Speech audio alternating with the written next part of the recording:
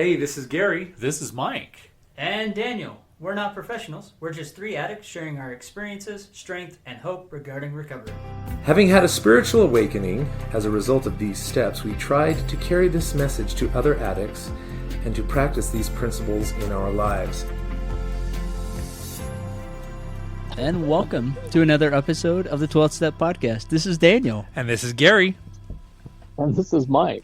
And yes, we all had a laugh at my expense because I couldn't remember how to start this. And I will put it out there. But no, I have a really great topic that I want to discuss. So I had been, every now and then I watch videos, other therapists and that talk about. And there was this therapist that had a couple, and the addict's partner was just going off on him, just yelling at him, screaming at him, telling him how wrong and rotten he was and everything. And the therapist stopped what was going on, sat next to, the partner, and said it in it was pretty much the same thing, but in a softer tone. And you could just see this person's affect just change, and he was much more responsive. When the partner was talking, he was just shutting down. And the therapist turned to the partner and said, or to the spouse and said, there's two people in every person, and she was referring to the man. There's a king and a fool. And if you address the fool every time, that's who will appear. If you address the king, that's who will appear. If you're always polite and talk to him in a positive manner and so forth. And then as I'm watching this, I'm like, wow, how often do we as an individual do the same thing to ourselves? That we berate ourselves, that we add that guilt and that shame upon ourselves so much that fool appears instead of treating ourselves like a king and, saying those positive things. Oh man, I messed up, but what did I learn from this mistake, this slip up? Instead of berating ourselves like, there I did it again. I'm an idiot. I can't believe I did this. I can't believe I've done these things. And and I realized I did this a lot to myself, where I just beat myself up and berated myself instead of being more positive.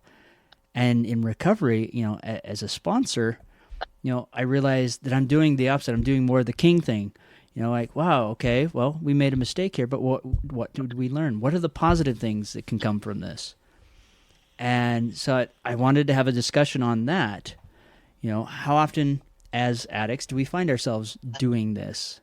And how can we be more positive and be with ourselves so that king, that better version of ourselves, which I think is what recovery helps us do, pulls that version forward.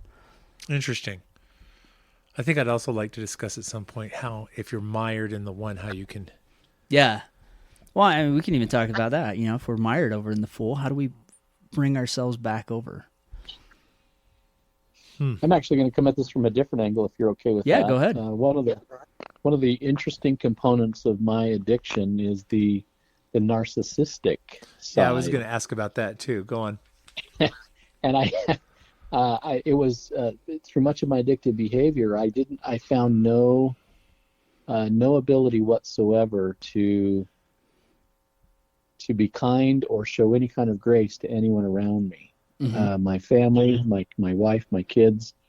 In fact, it's horrible to even talk about now, but as my wife talks about those times where I would come home irate because the house wasn't clean or something like that. And I'm embarrassed by those things now, but I think of workmates, peers, people that I worked with professionally, that all those people in my universe that I saw no value in simply because, and I see the complete relevance in what it is you're talking about, that as I treated them the way I perceived them, that what came to the table always was this less than positive relationship. Yeah. And I think that's I think that's a component of the addiction. Things have changed dramatically for me in that regard, and it's been helpful. So I think there's an awful lot to be said.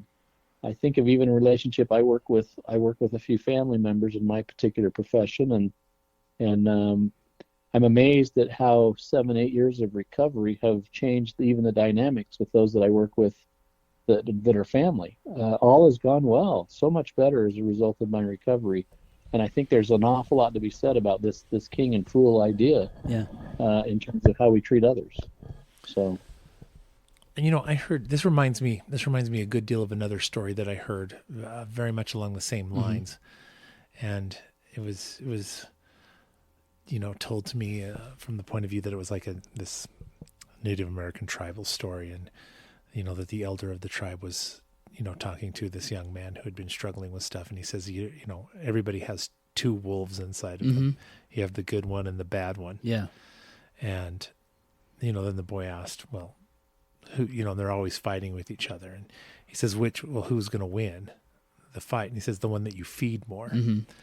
Same kind of an idea here. So the king and the fool. So okay, so then what are the things that we can do, not only with ourselves, but with other people, where we can address our better self, the king, if you will, or the good wolf, the best version of ourself, as opposed to the. Well, I mean, definitely. I mean, I think positive feedback is always a good way to use instead of berating someone. Have a civil conversation where you're giving constructive criticism or positive feedback to help them. Because yes, people make mistakes, but instead of berating them for them, okay, hey, you made a mistake. This is my advice. This is how we could correct that. So next time this doesn't happen. I think that's a positive, as well as validating, sometimes their feelings. What's going on? I notice you've been making some mistakes lately. What's been going on in your world? Because there could be something that is going on in their world that you aren't aware of, that's affecting their behavior and what they're doing. I certainly know I was under a lot of stress and anxiety that I wasn't speaking about, but my ex would come at me angry and frustrated, and that just kept pushing me further and further down. I wish it would have been the opposite.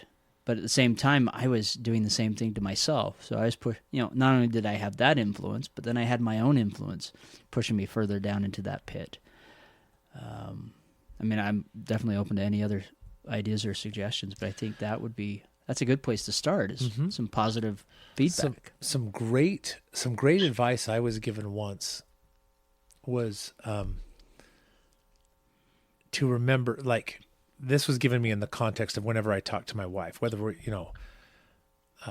like if there was ever an argument or a disagreement or anything like that, the advice that I was given as I was starting, going through my recovery and things like that, was you always speak to her like she's somebody that you love. And, I've thought about that a lot, because that's not saying ignore the problem or gloss it over or things like that. But it does demand a tremendous amount of attention on how you choose to approach it and Correct. the person. Okay. And so if you're always addressing the king, if you're always addressing the best in the person, or we can use the queen in the version Sure. of a woman. Yeah. whatever analogy works for you, whatever's going to work for you. It's interesting what kind of, how things would be different if I as a strive with any interaction that I have to always address the person like I'm talking to their best self. That's an interesting thought. Well, I mean, how many times do we have a conversation where we're mad at someone and we're like, well, you jerk. We're calling them names and we're insulting them in that manner instead of addressing them by their name. Like, oh, hey, Daniel, what's going on? Lately you've just been dropping the ball. Is there something going on? Instead of, I can't tell you the number of times where, especially even growing up, like, you idiot, why couldn't you do this? This is something simple. Even a fifth grader could do this. Stuff like that. Really demeaning words. So, of course, that's the person that's going to show up instead of, using that other one where, that's going to get someone's attention. There's respect there. They're not going to pull away because, it's a little bit more warm and inviting, where the other one is more scary. And so we withdraw and we want to hide and build up walls. I'm just thinking of a Brene Brown presentation that she gave. She talks about one time of a professional relationship that was challenging her, working her hard, and I think she came home and conveyed that to her husband, and he made just a brilliant observation that under most circumstances, people are really trying to do their very best. Mm-hmm. Under normal, healthy conditions, people are always trying to do their very best. They're not, I don't think anybody's skating anywhere, if that makes sense, right? I mean, Yeah. given the best possible information they have, they make the best decision they could possibly make with the information they have.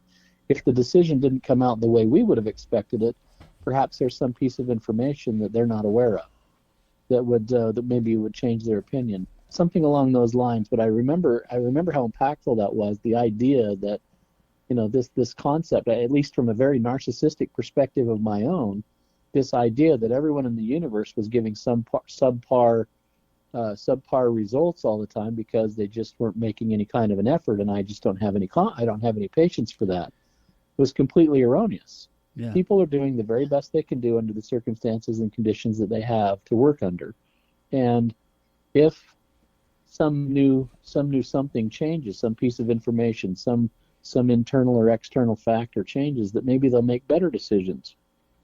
But we can always rely on the fact that they're doing the very best they can under the circumstances. And that was an entire mind shift for me. That had to take me in an entirely different place to suggest that, okay, if that's the case, then these people really are, then maybe it's how I'm seeing it, not necessarily what they're doing, if that makes sense. Mm-hmm.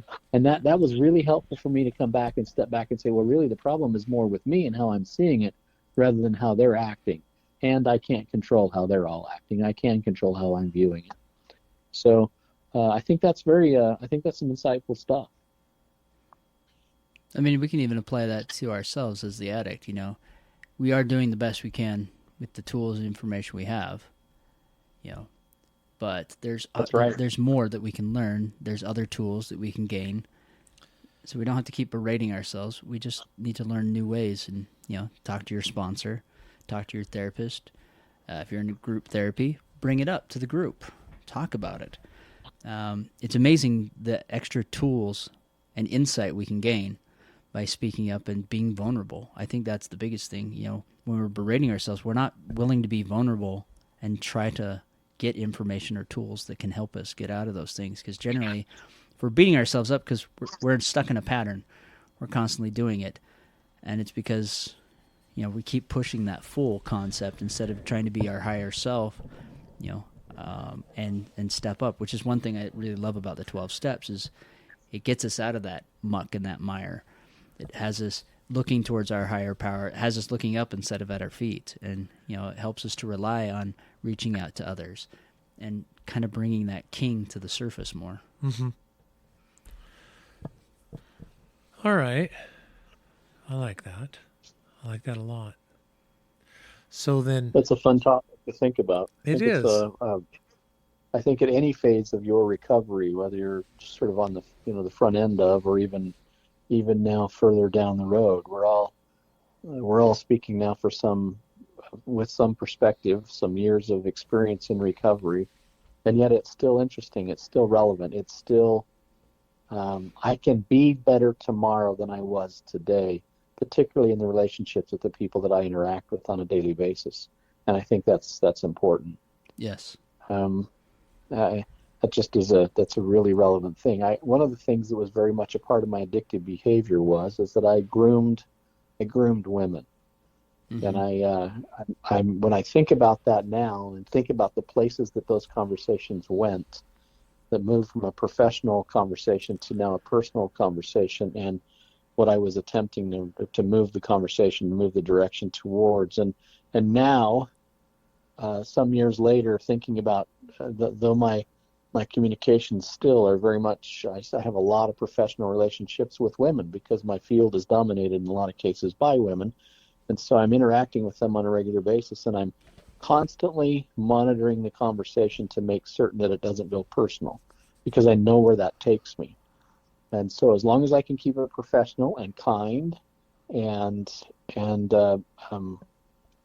always responsive and all of those sorts of things, I can have good personal interpersonal skills with other people, but I can't go in the direction of taking the conversation personal because I know where that takes me. And I've come a long ways in that. So that's starting to see the king or the queen coming out in other people, and I'm really enjoying that. So this is very timely. This is a great conversation piece. No, that's good. That's good insight. That's good insight. I wonder if we could take, that example, the principle that Mike is talking about, how he's aware of the conversation he's having, and how we might apply that to other aspects, other social aspects, to kind of understand the parameters and understand how you interact, to be mindful of how you interact with people. I think that there's something there. How am I, as a way that I'm addressing this person, leaving them more than they were before. Mm-hmm. Yeah, I mean, for me, I'm continuously kind of in the same mindset Mike is. I'm always trying to be more positive in my conversations.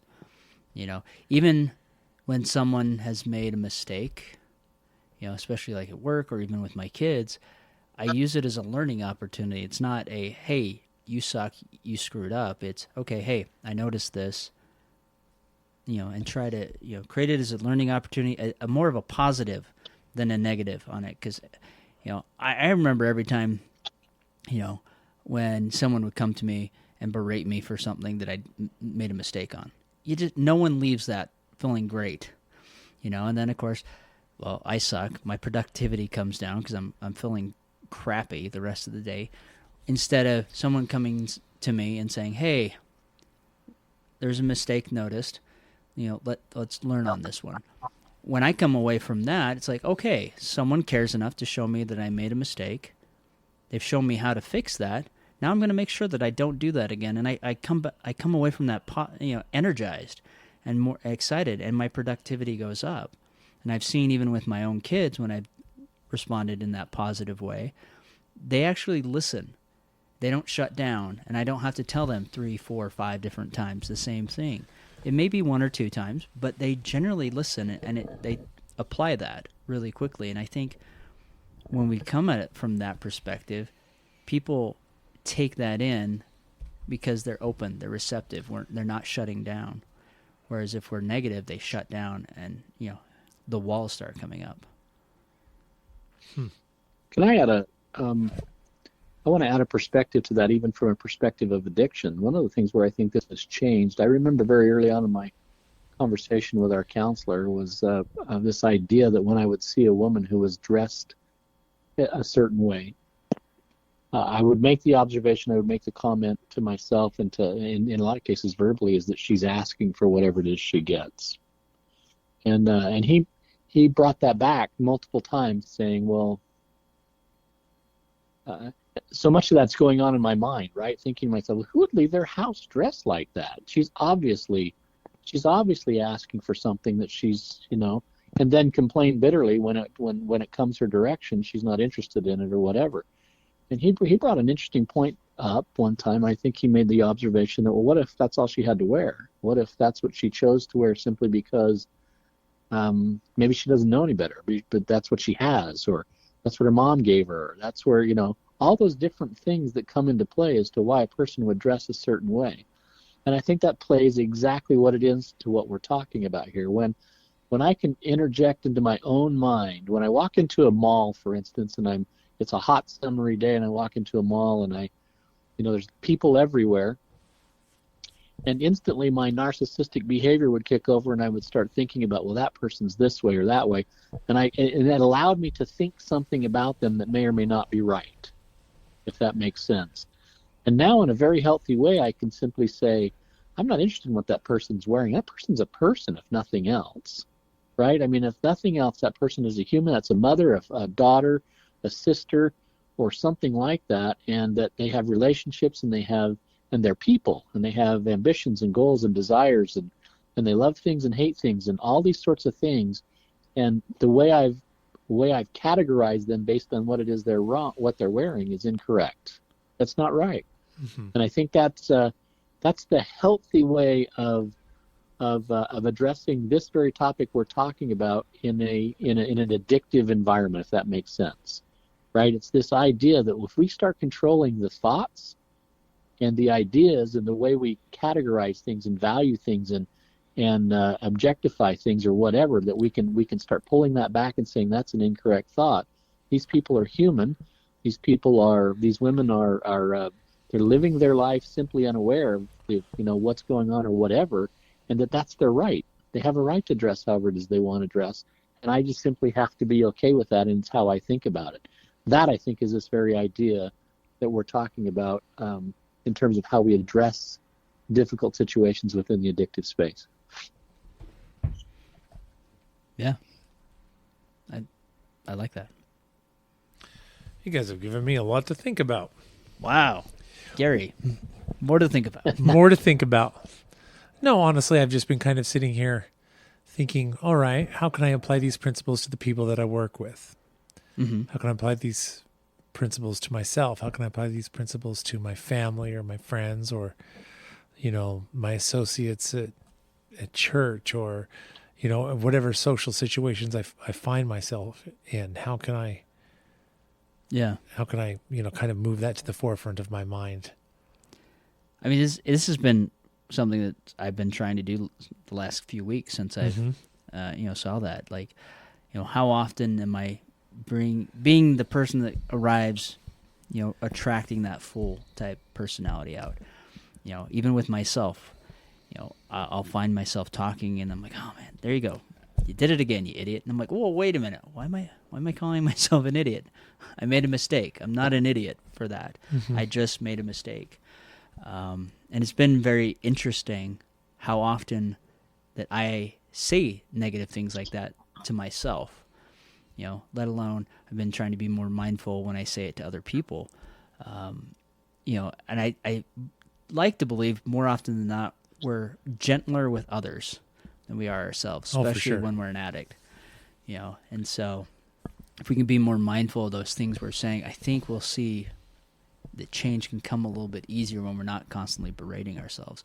Because it's amazing, for most of us, we've already had a difficult childhood. So there's this pre-programming that's already happened where we're defaulting to the negative. We're worthless. We don't have self-worth.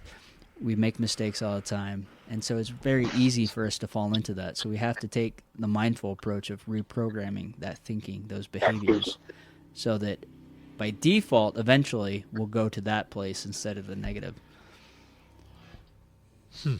I think you're right. I'm noticing that in my own life.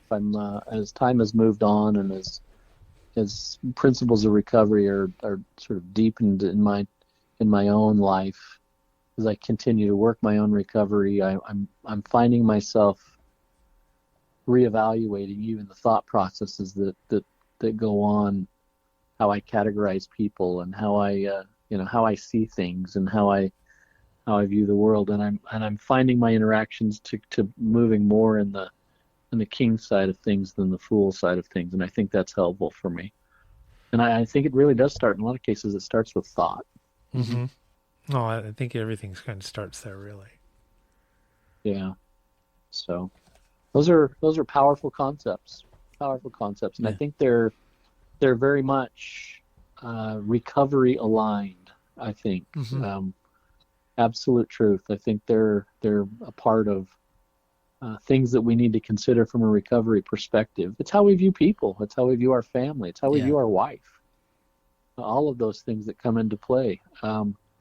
If I consider my wife to be just an object of desire, then the conversation is always about sex. Mm-hmm. If, on the other hand, she really is the love of my life and the person that I really love and want to be with and spend time with and all those sorts of things, and I start to see the king or queen come out in her, and because those are the words I say and the things that I convey. Yeah. Well, now that you have more positive interactions and she wants to do things with you and vice versa. That's right. Yeah. Okay. Interesting stuff. Yeah. Well, Anything else anyone wants to add? Otherwise, we can wrap this up. Well, you know what? I'm just sitting here thinking. You've given me quite a bit to think about because it's been kind of weighing on my mind how I'm going to have some interactions with some people that are. Yeah. And I thought, okay, I like that. I really like that. So I'm actually quite pondering this. I'm going to apply this. I'm going to see how it works. All right. We may be coming back to this on another episode. I think maybe we should. Where Gary's reporting his interactions. That's All right. right. Follow-up discussion. That'd be excellent. Yeah, it would be. Okay. Well, with that said, this is Daniel saying, find the humility in your recovery.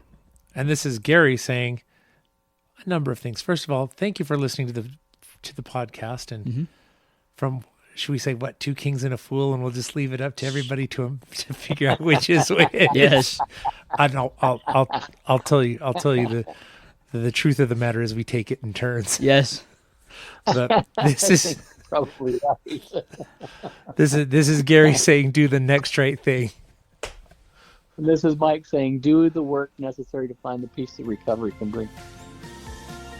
Thank you for listening to the podcast. If you like this episode, please give us a 5-star rating on iTunes, Spotify, or wherever you find us. As a fellowship of recovering addicts, Sex Addicts Anonymous offers a message of hope to anyone who suffers from sex addiction. Check out saa-recovery.org.